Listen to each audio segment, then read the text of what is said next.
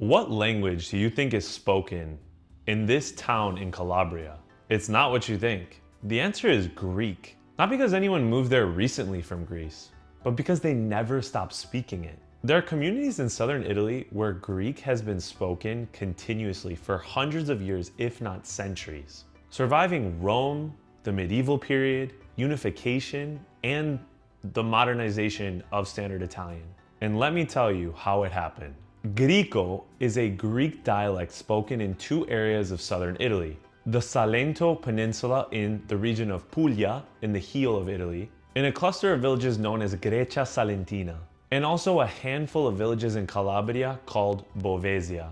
Together, these communities represent the last living remnant of Greek in Italy after a long history. Where it comes from, though, is genuinely debated among linguists. And that debate is very interesting because some say that Griko preserves elements of the ancient Greek spoken across Magna Graecia, the network of Greek colonies that stretched across Sicily and southern Italy from the 8th century BC onwards. Others argue it's substantially reshaped during the Byzantine period, when southern Italy was governed for centuries by Constantinople after the fall of Rome. Most likely, it's a mix of both: ancient roots, medieval reinforcement, and continuous local survival. What's not debated is what it sounds like. A modern Greek speaker from Athens would recognize it, but only parts. Some words, some structures, but much of it would feel archaic or unfamiliar. It's not frozen in time, it's just taking an old language and evolving it in isolation, the way languages do when they get cut off from their main body of speakers, aka Greece. So it became its own thing.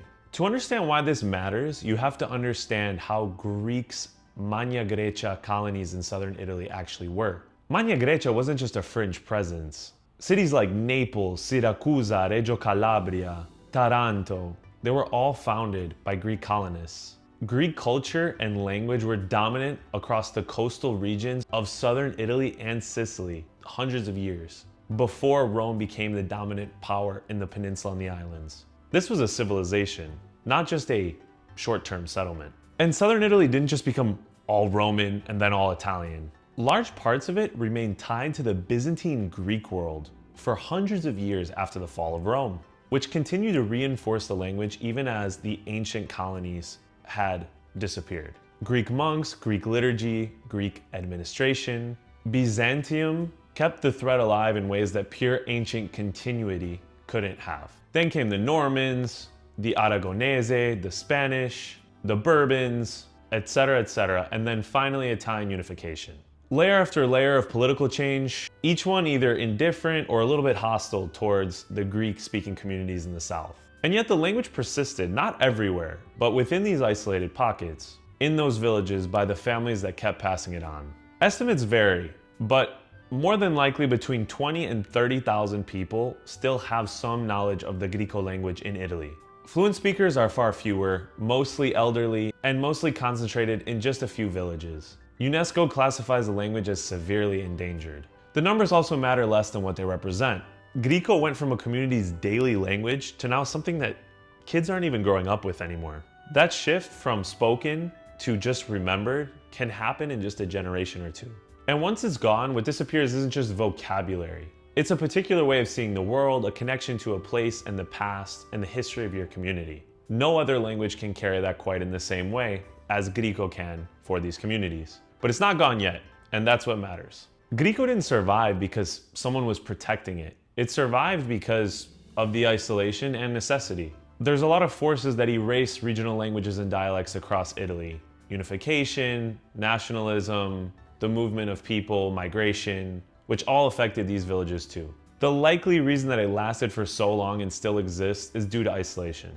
These were rural, economically peripheral communities. The modernization efforts that arrived to push standard Italian into most areas of the country didn't hit as hard here.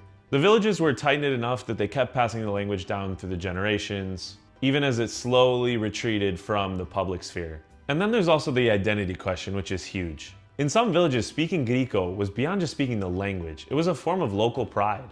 It was a marker of both distinctiveness from different places in Italy, but also Greece itself. This wasn't Italian, and it wasn't modern Greek. It was something specific to these places and these people. Some families kept it alive deliberately, and some didn't really realize what they had until it was lost. So here's where it connects to Oriundi.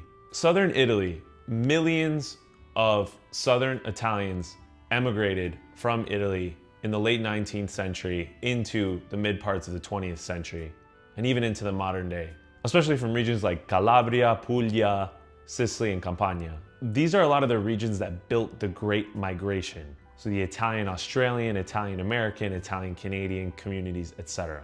And because of the location and isolation of these towns and possibly limited opportunity in those periods, there were immigrants that may have spoken this language or had knowledge of it, which could be grandparents or great-grandparents of any of you watching.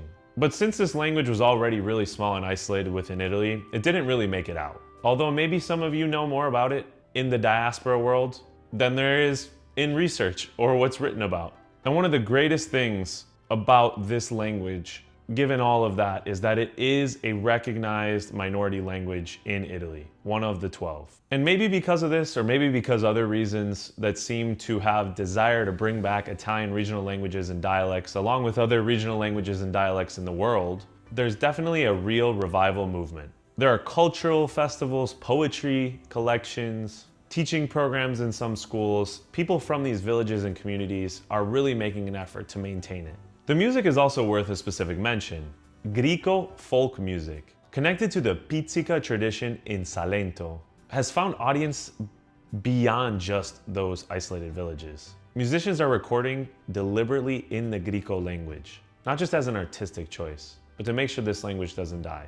But whether all of this is enough to reverse the trajectory of losing this language is a whole separate topic and is up to interpretation. Language revivals are hard, but maybe by bringing more light to things like this, they can be saved. Griko is a language that survived Rome, the Byzantines, the Normans, Spanish rule, and beyond. Not because it was powerful or protected until recently, but because people wanted to maintain it. It was part of their identity and who they were, and it was necessary to use. And this goes back to shine light on Italy. It's not one thing, it never was. Underneath the surface, there are so many layers to regionality, to history, to linguistics. And a lot of these layers that Italy had, whether it's Greek, Arab, Byzantine, Spanish, French, etc., they're still alive and well in many aspects of Italian life, or they've morphed into something different. And keeping these traditions alive is all what Oriundi is about. Subscribe and hit the like button if you want more content like this. And make sure to check out this video that I did about the Sardinian language, wherever it's put based on where you're at. Ciao for now, y alla prossima.